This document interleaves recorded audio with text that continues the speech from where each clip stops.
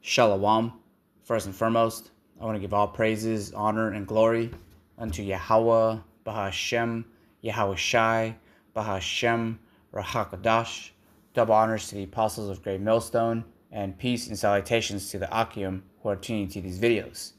In this video, I wanted to read various precepts going into the destruction that Babylon is going to receive from the Heavenly Father. And in the scriptures, it depicts a very, very detailed image of how this place is going to be destroyed. And I want to start off by reading this in Malachi 4:1. For behold, the day cometh that shall burn as an oven, and all the proud, yea, and all that do wickedly shall be stubble. And the day that cometh shall burn them up, saith the Lord of hosts, Yahweh Ba'ashem Yahweh Shai, that it shall leave them neither root nor branch.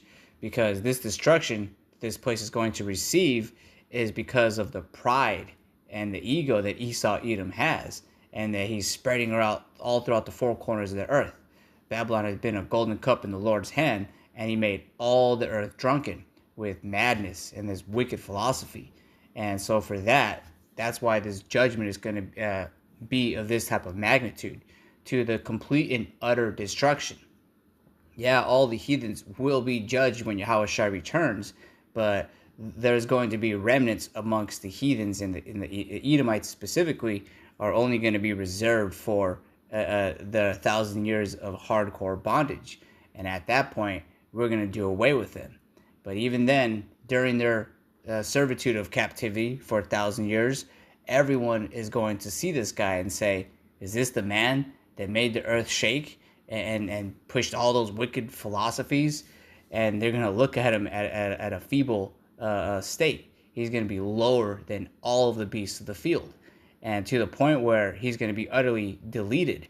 And so this is what you see here in America.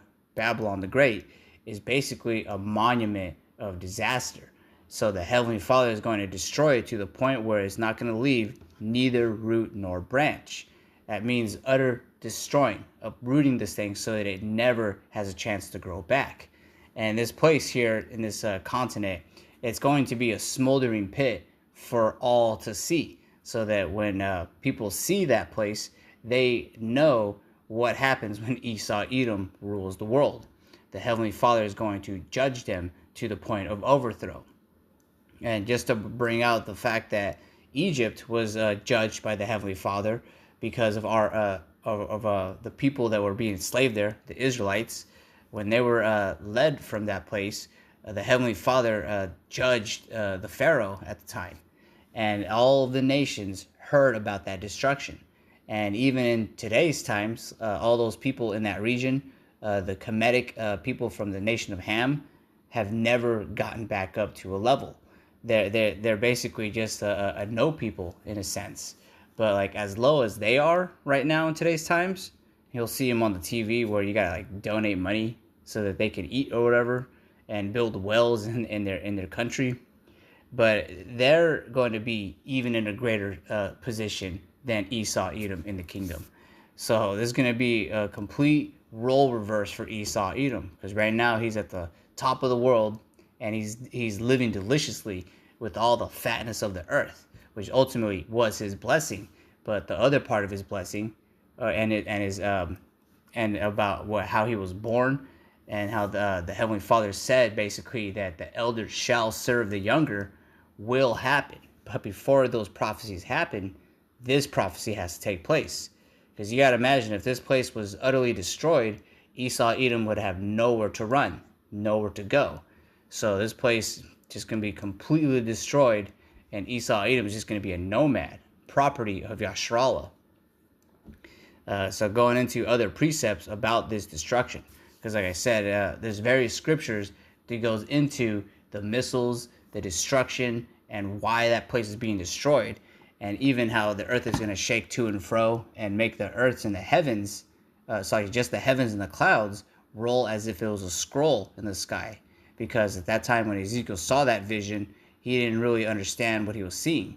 But what he was seeing was basically those thermonuclear missiles go off. It makes that mushroom cloud.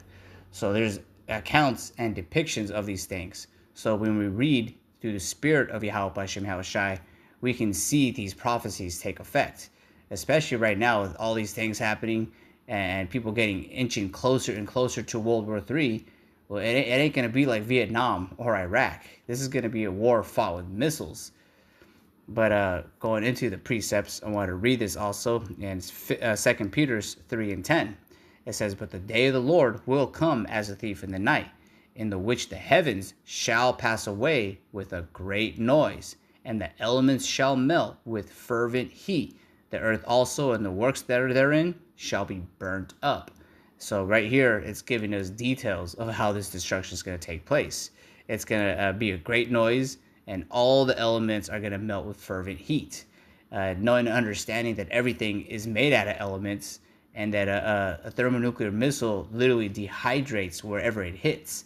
Because this same type of technology and account happened in Sodom and Gomorrah. And if you look at what that place was, it was basically a wicked society.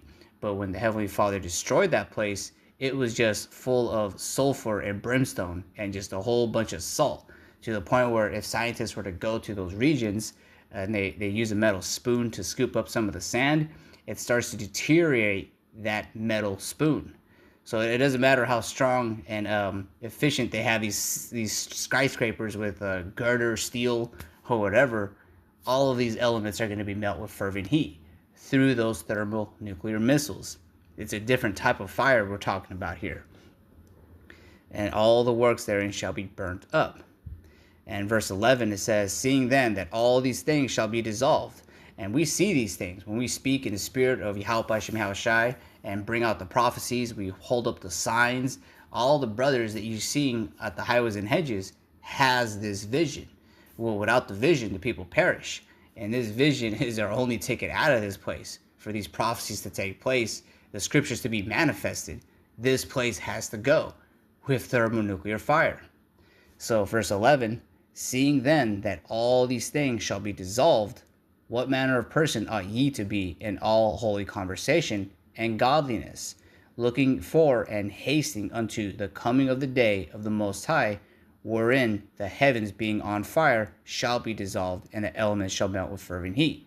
So it's asking you that question of what type of person should you be? What type of spirit should you be in if we know that this place is going to be done for? Ain't going to be no bunkers that we can get into, because those like high-level bunkers are really reserved for the elite of Esau Edom. It takes trillions of dollars to even work at one of those facilities. So none of us down here have a physical hope. We have a spiritual hope of deliverance. So in verse 13 it says, "Nevertheless, we according to his promise look for new heavens and a new earth wherein dwelleth righteousness." Because when this happens, the next prophecy that's going to be fulfilled is in Isaiah 2, Isaiah 11. All those things that are speaking about how there's not going to be any more wars, and Israel is going to be in rulership. We're going to take the kingdom and possess the kingdom forever and forever. That is our rest. So we know that according to prophecy, this has to take place before we enter into the kingdom. And it's a beautiful thing, because that right there, you should put your fear in Yahweh Hashem Yahushai. Now you don't need whatever Esau Edom has to offer, because this judgment is really for the wicked. So I want to read this also in Isaiah 34. Just going into that account. This is in verse 1. It says, "Come near, ye nations, to hear," because we're also prophets to the nations. And really what we read to them is Joel 3. Their whining men are being woken up, and all their resources are being put into war and weapons of destruction. And you can see like all the war talks in the news, all these other states that are going to go up against America have thermonuclear capability, or are close to that situation where they can aim at Israel or America or Japan. It's all over the news if you haven't been paying attention. So come near, ye all nations. Everyone has to hear this thing. Continuing, Hannah says, "And hearken, ye people, let the earth hear, and all that is therein, the world and all things that come forth of it." For the indignation of the Lord is upon all nations, and his fury upon all their armies. He hath utterly destroyed them. He hath delivered them to the slaughter. Because now this is prophetic, that this final war ain't going to be victorious for anybody. Moab might get a lot of points in that scoreboard, but ultimately it's Israel that's got next. And all of what's taking place is the Heavenly Father is rounding them up. His determination is to get all of these nations in the valley of Yehoshaphat so that he can make a statement when he returns and when he sends his son down here, Yahushai. Verse 3, it says, their slain also shall be cast out, and their stink shall come up out of the carcasses, and the mountains shall be melted with their blood. Verse 4, and all the host of heavens shall be dissolved. It's going into what we were just reading in 2 Peter. It's going to be melted with that type of fire, thermonuclear fire. So verse 4 again, it says, and all the host of heavens shall be dissolved, and the heavens shall be rolled together as a scroll, and all their hosts shall fall down, and the leaf falleth off from the vine, and as a falling fig from the fig tree. And so that's basically just representing the missiles. When it falls off of the fig tree, it's going to drop, and it's going to make the earth rock to and fro, and the draft of that explosion is going to make a big mushroom cloud. It's going to make it look like there's a scroll being opened up in the sky. And this is a vision that was spoken about in Isaiah. And it's going to be Yahushai that's going to initiate that. When he's here, he's going to go head first into the nation of Edom here in Babylon and slay utterly old and young. So let me see. I'm going to read a few more precepts. This one's in Jeremiah 49 and 13. It says, actually, let me read some of this more so. So this is Jeremiah 49, 13. All right, so it says, for I have sworn by myself, saith the Lord, Yahweh Bashem Yahushai, that Basra shall become a desolation, a reproach, a waste, and a curse, and all the cities thereof shall be perpetual waste. I have heard a rumor from the Lord, and an ambassador sent unto the heathen, saying, gather ye together, and come against her, and rise up to the battle. So this is the prophecies, like when we're out there on the highways and hedges, of what a heathen, we have the nation of tables at our camp, where one sign has the 12 tribes, and the other sign has the table of nations, of all these various nations, like Moab, Ammon, Esau, Cush, Ham. So all of these nations are basically hearing it here from Yahweh Bashem Yahushai's ambassadors. So we're speaking this as it was written, to be emissaries to these nations, to letting them know pretty much that they're going to get ready to go to battle. It's going to be thermonuclear, and at the end of the day, Yasharal is going to win. So let me see. I'm going to continue back in verse 14. I have heard a rumor from the Lord, and an ambassador is sent unto the heathen, saying, gather ye together, and come against her, and rise up to the battle. For lo, I will make thee small among the heathen, and despised among men. And so this is what's talking about in Isaiah 14, when Esau, Edom is going to be brought down. He's going to be like as Satan falling like lightning. And all these other heathen are going to basically point and laugh at him and kick him while he's down, because he's going to be small among the heathen and despised among men.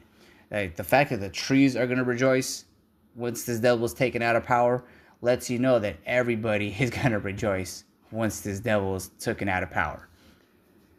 Verse 16. Actually, I'll just continue on, because you can go into all these chapters. It always goes back to the culmination of Esau Edom's destruction, which is going to be with thermonuclear missiles. So I'm going to read these last few precepts, but this is in Jeremiah 50 and 4. It says, as the Most High Yahweh overthrew Sodom and Gomorrah, and the neighbor cities thereof, saith the Lord, so shall no man abide there, neither shall any son of man dwell therein. So it's just going to be an irradiated wasteland here. If you read in Isaiah 13 or Isaiah 34, going into those chapters, it speaks about how the only thing that's really going to inhabit this place are those wicked and doleful creatures. The type of things that like you would see in the movies, pretty much. Irradiated cockroaches and the likes thereof. doleful creatures that are basically able to withstand those type of like environments. All right, so I want to read this also in Isaiah 13 and 19. It says, "And Babylon, the glory of kingdoms, the beauty of the Chaldees' excellency, shall be as when the Most High overthrew Sodom and Gomorrah." So how that place was taken out and how it's basically just wiped off the map, that's going to happen to this place. This place has the same fate as Sodom and Gomorrah. Verse 20, it says, "It shall never be inhabited, neither shall it be dwelt in from generation to generation. Neither shall the Arabian pitch tent there, neither shall the shepherds make their fold there." And so like all these other nations, they are going to mourn once this place is taken out of power, because they're making money off of this place, really off of the backs of the so-called Blacks, Latinos, Native Americans, because we were the real workforce here in America.